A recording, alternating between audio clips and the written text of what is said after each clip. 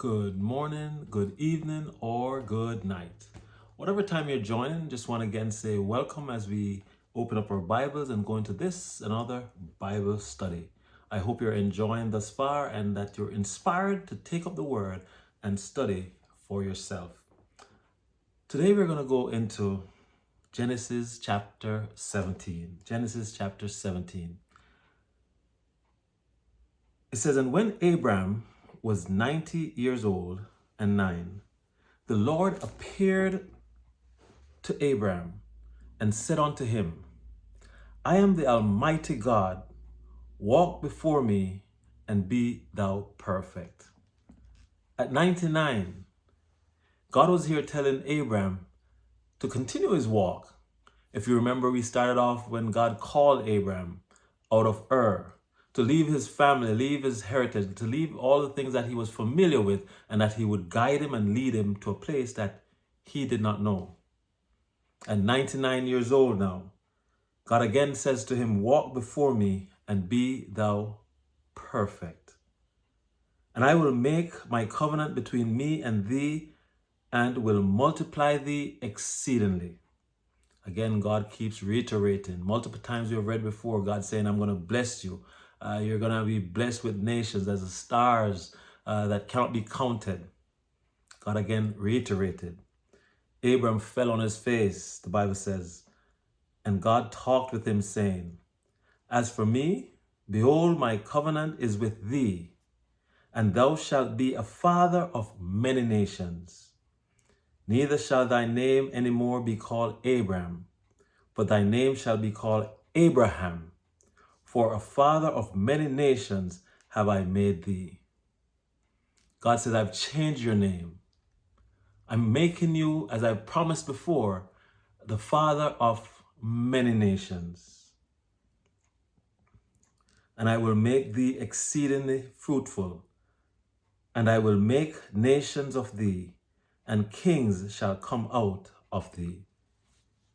And I will establish my covenant between me and thee and thy seed after thee in their generations for an everlasting covenant, to be a God unto thee and to thy seed after thee." So not only did God just say, "Well, I'm going to bless you with a nation, I'm going to bless your seed," God keep re-emphasizing and letting Abraham know that I'm going to bless you. You're going to have many nations. God says you shall be the father of many nations. And he said that this covenant will be everlasting. Verse 8, "And I will give unto thee and to thy seed after thee the land wherein thou art a stranger, all the land of Canaan for an everlasting possession, and I will be their God." Again, God again is re-emphasizing, I'm going to give you this land. All the land, I'm going to give it to you. Verse 9, "And God said unto Abram, Thou shalt keep my covenant therefore, thou and thy seed after thee in their generation. This is my covenant which he shall keep between me and you and thy seed after thee. Every man child among you shall be circumcised, and he shall circumcise the flesh of your foreskin, and it shall be a token of the covenant betwixt me and you. And he that is 8 days old shall be circumcised among you, every man child in your generation. He that is born in the house, or bought with money, or any stranger which is not of thy seed. He that is born in thy house, and he that is bought with thy money, must needs be circumcised, and my covenant shall be in your flesh for an everlasting covenant." When you go back and ask, why is God establishing a covenant with Abraham? We answered that in previous texts. God is calling forth a nation, calling forth a mouthpiece to reflect him, God. He's calling forth a nation where through that nation, the promise of the Redeemer that was given in Genesis 3 verse 15 will be fulfilled. Where the sacrifice that was to that had to be given, the death that had to be atoned for, or to give for the sin that we committed or our foreparents committed, was going to be coming through that lineage.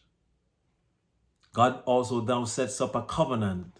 He said that there's something that needs to be done, or something that I would like you to do. I shouldn't say I would like you to do. There's something that I'm commanding you to do, and that is that of circumcision. Now, when you look up circumcision, you find that it wasn't something that was unique or something that started just with Abraham. It was something that had already been done. There are nations in the Far East or the Near East that would have already been practicing this. In Egypt, there was circumcision that was being practiced. The reason of why it was being practiced, I do not know. One would have to search to try to get that. But we do know that here it is that God set that up, and it was to be a sign. The other interesting thing with circumcision is that it is not something that is readily visible. It's like when you receive the seal of God, it is not something that is going to be seen on your outward person. It will be something, of course, in your actions. Circumcision is that of the foreskin on the penis, the male's penis. You find that men don't walk around showing their phallic so that they can show who they are giving allegiance to. And so it really becomes an action that is done that, based upon the time that it was said that it should occur at 8 days old, it really would be between the parents and at the time the priest who would be doing the procedure. Most other people would not necessarily be aware. And so you find that your decision to be yoked up with Christ is something that is internal. But your actions going forward should express who you're yoked up with. There are many Christians who, they want to show that, they're Christians, and so, they'll wear emblems. They wear a cross, or they will, put a fish-like symbol on their car to show outwardly that, they are servants of Christ, or they're a Christian.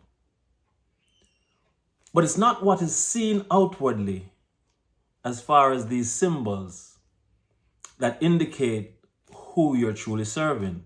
And even to the fact of many who were circumcised, when you think about it, there are many who have been circumcised who failed to follow the instructions of what God said and laid forth by the prophets and the kings and the patriarchs. So you find by the time you get to the New Testament, the statement was, it is not so much the circumcision of the foreskin, but it's the circumcision of the heart that matters. Here also it said that, listen, for Abraham, everyone who is affiliated with him, those who are born in his house, those who were purchased with money, the servants, all needed to be circumcised. That's the requirement that God gave. It says, and the uncircumcised in verse 14, and the uncircumcised man, child, whose flesh of his foreskin is not circumcised, that soul shall be cut off from his people. As simple as the sign was, that of circumcision, it says if it wasn't done, then that person would be cut off from his people, and essentially cut off from the promise of what is to be obtained, what is being given by God. And God said in verse 15 unto Abraham,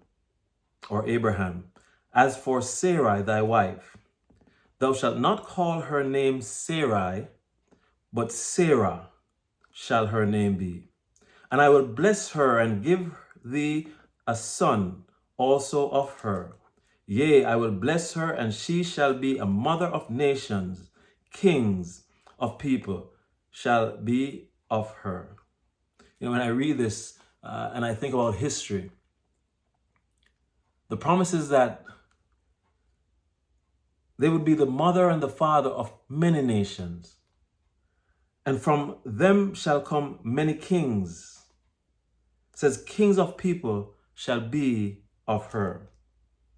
Then Abram fell onto his face and laughed and said in his heart, shall a child be born unto him that is 100 years old? And shall Sarah, that is 90 years old, bear? And Abram said unto God, oh, that Ishmael might live before thee. Again, Abraham is here saying, listen, I'm old. Sarah is old. Are you saying that in this state, in this old age, we will have a child to rear, and from that child, all the promises should be fulfilled? You know, many times when we're told to do what God says, we start to think of the struggles. We start to think of the energy that has to be expelled. But if God says it, God will do it. If God gives you a job, he will sustain you to do the job. And God said, Sarah, thy wife shall bear thee a son indeed, and thou shalt call his name Isaac. And I will establish my covenant with him for an everlasting covenant, and with his seed after him. Again, God reinforced. So many times we've seen where God had to reinforce the same promise.